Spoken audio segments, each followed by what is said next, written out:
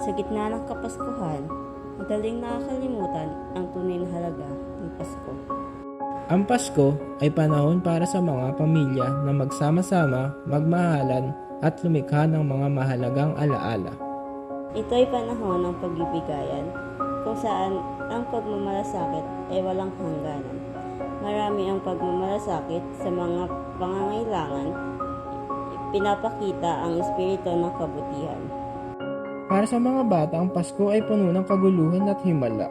Ito'y panahon kung saan ang kanilang mga pangarap ay nagiging posible at ang pag-asa ay kumikinang.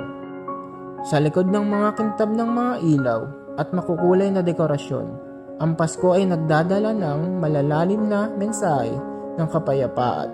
Ito'y paalala na kahit sa pinakamadilim na oras, ang liwanag ay maaaring mananaig.